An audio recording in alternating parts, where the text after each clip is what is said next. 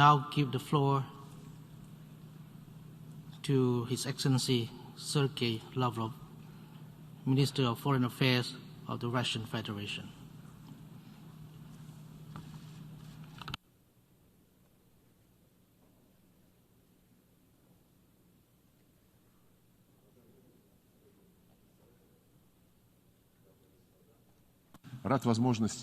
I'm glad to have the opportunity to speak from the podium of the United Nations General Assembly. The fact that we have gathered in this hall once again symbolises our collective willingness to resume the normal communication that had been suspended after the onset of the COVID-19 pandemic. Essentially, we have no other option, as the broad cooperation at the United Nations is particularly relevant now, when the number of problems on the international agenda is increasing.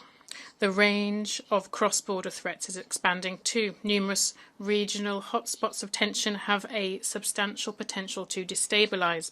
The might is right approach is being applied instead of right is might. Instead of international law with increasing frequency, there is no consensus amongst the leading powers as to the principles of the world order.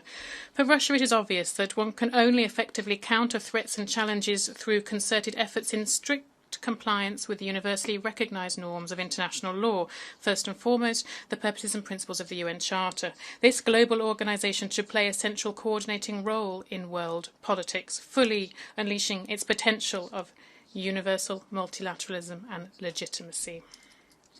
Recently, we have been witnessing persistent attempts to diminish the UN's role in resolving the key problems of today, or to sideline it, or to make it a malleable tool for promoting someone's selfish interests.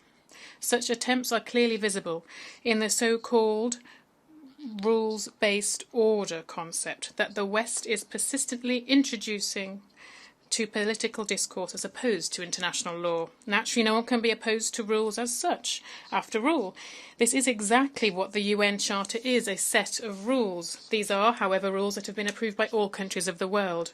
Similarly, any new norms governing international interaction must be agreed upon at universal platforms, above all, here. On the other hand, when they are established behind closed doors in circumvention of this universal organisation, then they cannot be fully legitimate. By shifting the discussion on key issues to formats that suit it best, the West wants to exclude those who have their own different point of view from global decision-making processes. Following the same logic, Germany and France have recently announced the creation of the Alliance for Multilateralism, even though what kind of structure could be more multilateral than the United Nations? Berlin and Paris, however, have decided that there are many conservatives at the UN hindering the efforts of the vanguard. They have proclaimed that the European Union to be the epitome of effective multilateralism, and all others are supposed to emulate it. This is a recent example too. The US administration has come up with the idea to convene a summit for democracy.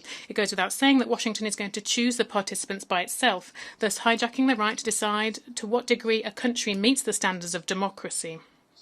Essentially, this initiative is quite in the spirit of a Cold War, as it declares a new ideological crusade against all dissenters. It is noteworthy that this policy is being implemented against the backdrop of President Biden's words that the US is not seeking a world divided into opposing blocs. In fact, though, the Summit for Democracy will be a step towards dividing the global community into us and them. It is also telling that while it declares the primacy of democracy in its relations with all partners, Washington is only concerned with the domestic situation in relevant countries. When it comes to establishing democracy in international relations, the US, as well as its allies, quickly loses any interest in the discussion because no one dares encroach on the authority of NATO and the EU. These are the rules. President Biden has recently announced the rejection of military methods used to, as he put it, remake other countries. We expect the US to take one step further and reject any other methods of imposing their development model on others, not only military ones. The rules-based order is founded on double standards. When it serves the West's interests, people's right to self-determination is an absolute. In such cases, an artificial created entity of Kosovo, earlier forcefully seized from a European country, Serbia, is recognised as an independent state in violation of a Security Council resolution without any referendums. It doesn't without any referendums. It doesn't bother anyone that the Malvinas are 12,000 kilometres away from Great Britain, that Paris and London still control, despite UN and ICJ decisions, their former colonies and have no intention of giving them freedom. On the other hand, when the right to self-determination runs counter to the West's geopolitical interests, as it did in the case of the people of Crimea's expression of free will at the 2014 referendum on the peninsula's reunification with Russia, it forgets all about it and introduces illegitimate sanctions for the exercise of this right. The reason is simple. The Crimeans were saving themselves from the ultra-radicals who were behind the coup in Ukraine, supported by the West, which means that since the good guys came to power in Kiev, they are, according by Western rules, to be protected and exculpated. In the same vein of a rules-based order, the US preserves the obsolete trade embargo against Cuba and strives to impose its will on the peoples of Venezuela and Nicaragua in flagrant violation of the Charter-based principles of non-interference into internal affairs of sovereign states. The use of unilateral restrictive measures undermines the prerogatives of the Security Council and runs counter to the UN Secretary-General's call recently to suspend them, at least for the period of the pandemic. A number of countries' efforts to rewrite the history of World War II are also intended to dilute the UN-centric world order. EU and NATO member states refuse to support the General Assembly's resolution on the inadmissibility of glorification of Nazism. They reject proposals to condemn the practice of destroying monuments to those who liberated Europe from the Brown Plague. Instilling a rules-based order rather than ensuring unconditional compliance with international law is fraught with risks of a dangerous relapse into bloc policy and a creation of dividing lines, this time between a group of Western countries and the rest of the world.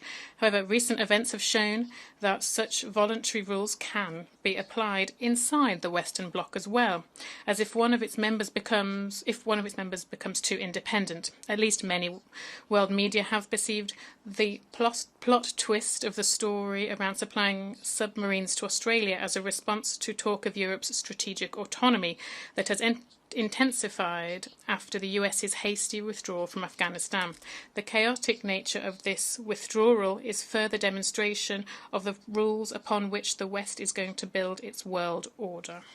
We are convinced that it is time to draw lessons from the dangerous repercussions of policy aimed at undermining the UN-centric architecture that was shaped in the aftermath of World War II and has repeatedly proven a reliable insurance against disastrous scenarios. In the face of global challenges, the world needs unity rather than a new divide. Russia's strong reputation and stereotypes for joining efforts to solve the key tasks of development and mankind's survival.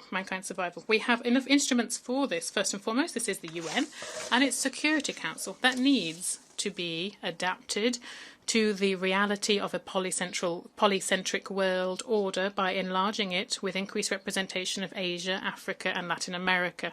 The UN Security Council permanent members that, according to the UN Charter, bear a special responsibility before the organisation can and must encourage genuine collective action. President Putin has proposed to convene a P5 summit to have a frank discussion on global stability issues. Great expectations are also linked with the prospect of the Russian-American dialogue on the future of arms control, the start of which was agreed upon at the Russian-American summit in Geneva. Where there is goodwill, finding a mutually acceptable solution is very realistic. The world was encouraged when the new US administration agreed to our proposal to extend the new Strategic Arms Reduction Treaty without any preconditions. Of great importance was the fact that the Russian and US presidents' joint statement reaffirmed the commitment to the principle according to which there can be no winners in a nuclear war, and one must never be fought. A responsible approach is also needed in other spheres of strategic stability. After Washington's withdrawal from the INF Treaty, Russia has made a unilateral commitment not to deploy land-based intermediate range or short-range missiles, both nuclear and non-nuclear, in regions where no similar US-made weapons would appear. We continue to await NATO members' response to our proposal to proclaim a similar moratorium, reinforced, and I would like to emphasise this, with mutual verification measures. Amongst new challenges and threats, we also see states' intention to militarise the internet and unleash a cyber arms race. Russia advocates for agreeing at the UN upon ways to ensure international information security. The process here should not be based on someone's special rules, but rather on universal agreements allowing to examine any concerns in a transparent manner, relying on facts. This is the aim of our initiative to elaborate standard norms for states' responsible behaviour in the use of ICTs and on preparing a universal convention on combating cybercrime. Along with this digital space, some countries view outer space as an arena for confrontation. We deem it to be a dangerous trend and propose to prohibit placement of weapons in outer space and the threat or use of force in it. The relevant Russian-Chinese draft treaty remains on the table of the Conference on Disarmament. Russia consistently puts forward initiatives on other issues requiring concerted action. Today, 20 years after the atrocious terrorist acts in New York, President Putin's call to form a broad anti-terrorist coalition without double standards on the basis of international law is more relevant than ever. We are awaiting a response to the Russian initiative to elaborate a convention on the suppression of acts of chemical and biological terrorism. One can only make progress in resolving regional conflicts by acting on the basis of international law by involving all stakeholders.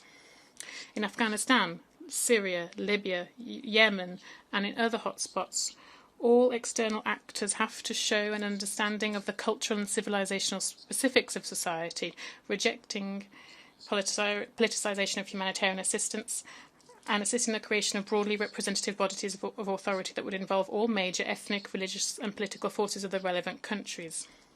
Guided by such an approach, Russia has been constructively engaged in the promotion of the Afghan settlement via the extended Troika and the Moscow format, and has been contributing to stabilising the situation in Syria within the framework of the Astana process, and has been working with all Libyan parties to implement political reforms. The processes underway in the Middle East should not sideline the task of reaching a sustainable Palestinian-Israeli settlement within the universally recognised international legal framework, providing for the creation of an independent and viable Palestinian state coexisting in peace with Israel. We advocate for the relaunch of direct negotiations between Israelis and Palestinians, for galvanising the role of the Quartet of International Mediators in coordination with the League of Arab States. Russia continues to contribute to the normalisation of relations between Iran and its Arab neighbours. Together with our partners, we seek the soonest possible resumption of a full implementation of the JCPOA, on settling the situation around the Iranian nuclear programme. A holistic approach is required to stabilise the entire region in the long term. This is the objective of the updated Russian concept of collective security in the Persian Gulf that has been recently circulated as a Security Council and General Assembly document. In the context of searching for ways to overcome regional crises, we are ready to share Russia's unique experience of peaceful coexistence of different civilizations, religions and cultures. We expect the World Conference on Intercultural and Interfaith Dialogue that will take place in St. Petersburg in May, 16th to 18th of May 2022 to produce substantial results. The conference enjoys the support of the UN Secretary-General and the leadership of the Interparliamentary Union. Today, the significance of humanitarian, socio-economic and environmental dimensions of UN work is burgeoning. It is essential to avoid the temptation to turn these spheres into yet another arena for geopolitical games and unfair competition. COVID-19 is our common enemy. It is in the interests of prompt lifting of restrictions on international travel. We support mutual recognition of vaccines that have been approved by national oversight bodies.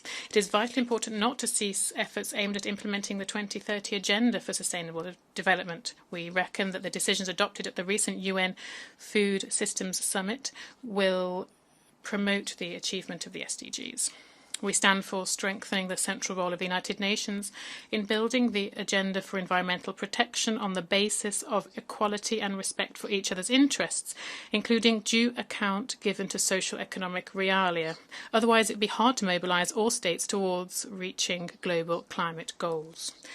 The work of all mechanisms that can impact the efficiency of the global governments should be tuned to searching for a balance of interests. The capacity of such an inclusive association as the G20, which brings together the old and the new, dynamically developing global centres such as BRICS and the like-minded others, should be used to its maximum too. It was with great interest that we heard of the Global Development Initiative proposed by President of China, Xi Jinping, that resonates with our own approaches.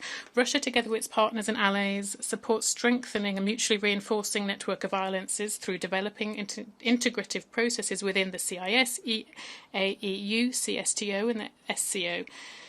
The initiative of President Vladimir Putin to create a greater Eurasian partnership that should also engage ASEAN, the key actor defining the norms of behaviour in Asia-Pacific, is also positive. In general, the regional dimension of the world's development is gaining momentum. Much will depend on whether we prove able to rechannel the growing rivalry between regions onto a constructive track. Who is more important? Europe or Asia, the Indian or the Pacific Ocean? Is a Latin American European Union going to be established? Why make Africa an arena for confrontation? The UN Charter has Chapter 8, which is dedicated to relations with regional organisations. Based on it, the Secretary-General annually brings such organisations together to host an exchange of opinions on issues of global politics. We believe it would be very useful to make the next step in this format and use it to draft some proposals of how to harmonise regional aspirations in order to give maximum broad and effective global responses to the challenges of our time. We're all in the same boat. It falls within our shared interests to make sure that the boat stays safely afloat on the waves of global politics. We're all different, but this must not bar us from working for the benefit of our nations and the entire humanity itself. It is the only way that we may be able to fulfil the honourable mission of the United Nations, save this generation from the scourge of war and succeeding generations too, from war, hunger and disease, build a more peaceful, stable and democratic future for all. In conclusion, let me propose a hashtag. UN Charter is our rules. Thank you for your attention.